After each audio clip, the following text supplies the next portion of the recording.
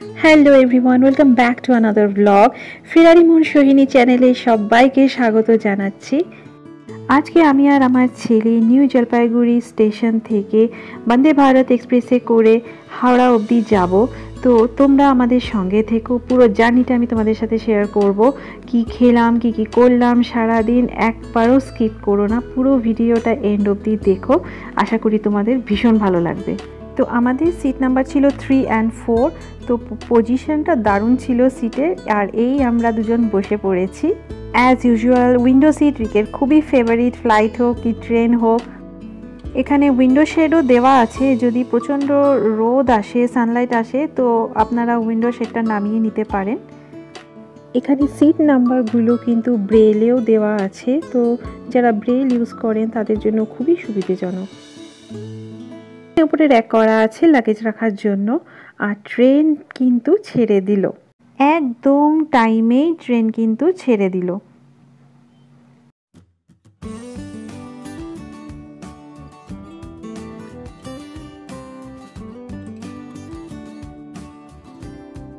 তো এনজিপি ছেড়ে ট্রেন চলে যাচ্ছে, আর বাইরেটা এরকম সবুজ দেখে তো আমার মন ভরে গেছে, ভীষণ ভীষণ ভালো লাগছে দেখতে।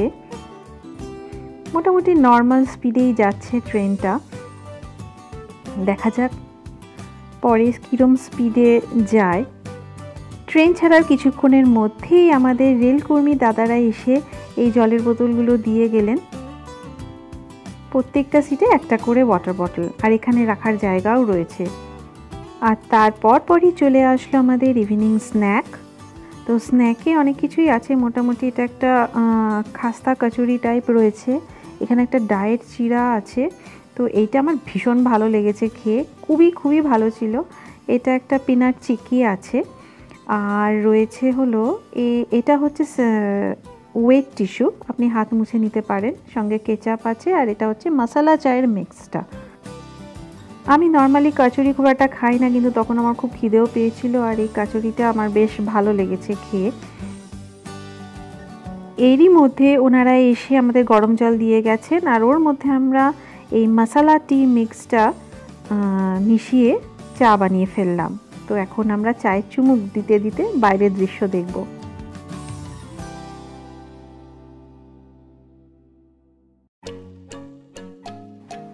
এদিকে তো চাটা খেয়ে খুবই ভালো লেগেছে, ও বেশ এনজয় করছিল।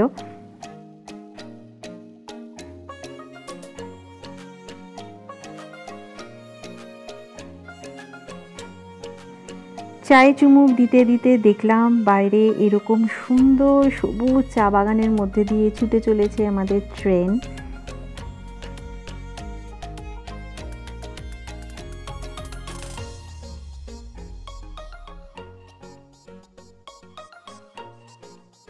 আর আমরা বাইরে দেখতে দেখতে ভেতরে এরই মধ্যে রেলকর্মী দাদারা এসে সুন্দর ফ্লোর ক্লিন করে দিয়ে গেল। ট্রেনটা কিন্তু যথেষ্ট পরিষ্কার পরিচ্ছন্নতা মেনটেন করে রাখছেন সবাই, প্লাস রেলকর্মীর দাদারাও মাঝে মাঝে এসে পরিষ্কার করে যাচ্ছেন, এটা আমার খুবই ভালো লেগেছে। আপনারা চাইলে ইক্সিগো অ্যাপটা ডাউনলোড করতে পারেন। এখানে এই অ্যাপের মধ্যে আপনার জার্নির সমস্ত ইনফরমেশন আপনি পেয়ে যাবেন, মানে কত স্পিডে ট্রেন যাচ্ছে, নেক্সট স্টপেজ কখন আসবে, এটসেট্রা।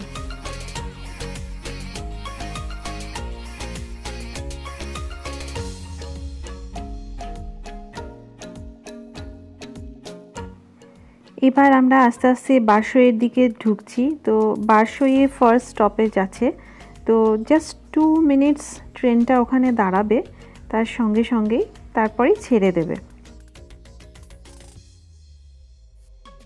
এই যে 2 মিনিটস দাঁড়িয়ে কিন্তু সঙ্গে সঙ্গে ট্রেনটা ছেড়ে দিল।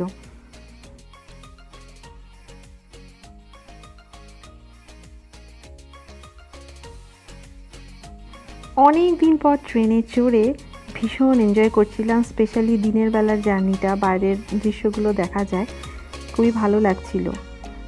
এই যে আবার আরেকবার এসে ক্লিন করে দিয়ে যাচ্ছেন ওনারা, মাঝে মাঝেই এসে ক্লিন করে দিয়ে যাচ্ছেন ট্রেনটা, তো এটা আমার খুবই ভালো লেগেছে।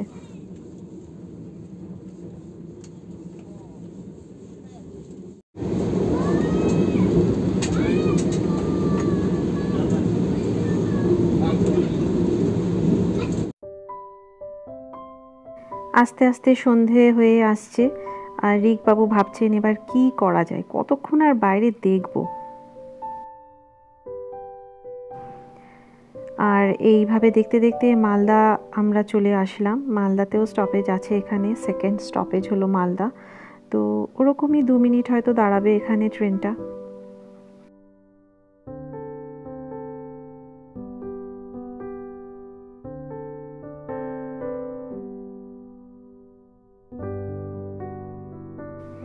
মালদা ছেড়ে আমরা এগোতে থাকলাম আর এই চলে আসলো ফারাক্কা ব্রিজ।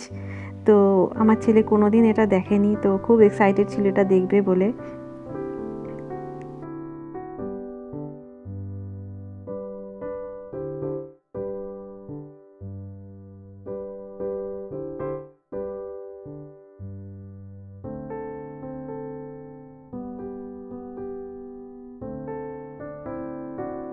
মালদার পরে কিন্তু ট্রেনটা ভালোই স্পিড নিয়েছে, মানে ভীষণ স্পিড নিয়েছে, দারুণ স্পিডে যাচ্ছে। আর এদিকে রিক আইপ্যাড নিয়ে বসে পড়েছে, বোর হয়ে যাচ্ছিল, বাইরে কিছু দেখার নেই, ফুটবল খেলছে এখানে।